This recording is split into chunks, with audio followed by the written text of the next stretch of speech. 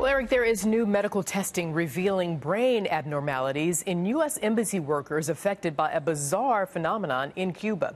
This comes as doctors search for clues to explain hearing, vision, balance, and memory damage. Doctors who are treating the victims of the unexplained attacks on Americans in Cuba have discovered abnormalities in their brain as they've been searching for answers for how these patients developed all kinds of symptoms ranging from neurological to vision and cognitive problems. Let's bring in now Dr. Manny Alvarez, Senior Managing Editor for FoxNewsHealth.com. And Dr. Manny, so this is being treated, it's my understanding that this is being treated as a new, never-before-seen illness. What can you tell us about it, and is the damage permanent?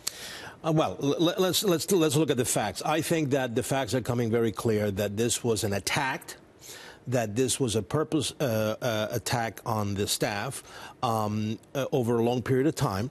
Everything is pointing to sound waves, okay? And look, there's a lot of work that is being done in sound waves in medicine. You know, we use sound waves to treat cancer. We use sound waves to, of course, make diagnostic testing like ultrasounds. And there have been many papers back in the 90s where you found that in animal studies, sound waves alter brain tissue. What they found here is that a lot of these folks had abnormalities in their white matter in the brain, and that, of course, explains a lot of the symptoms. You know, it's almost like a post-traumatic disorder that could range from different kinds of neurological signs and symptoms. Some people have difficulty hearing, dizzy, imbalance problems. And when you have changes that are documented on MRIs, for a lot of these folks, this is going to be a permanent disability.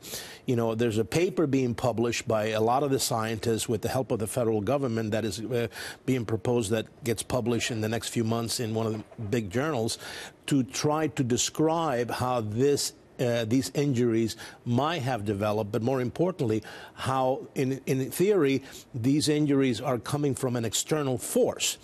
Now, Cuba is no friend to the United States. And in Cuba, you have a lot of bad actors from North Korea to Venezuela to Russia to China that for a lot of us in the Cuban-American community, I would tell you, they don't want the United States there. You know, Raul Castro, who's in his 80s, you know, he's not totally in control of the island that much anymore.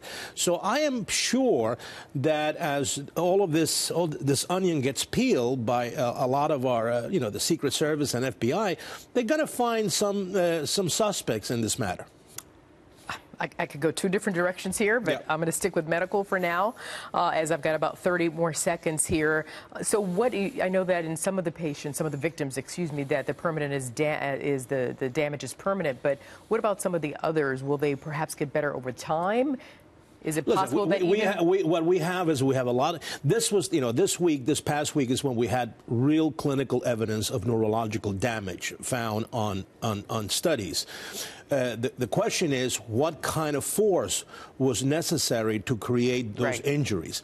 But again, I go back to the foundation. Once you have neurological changes in your brain, this is something that even though the symptoms may subside to some degree, right? You may not get as dizzy. You may get some hearing coming back to you.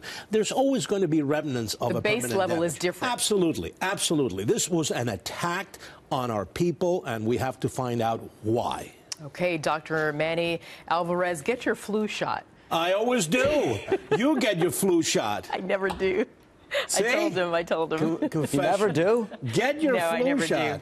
Absolutely. I get mine every year. Get that flu shot, Arthel. I'm bugging you every week. All right, I got my flu shot. Get yours, too.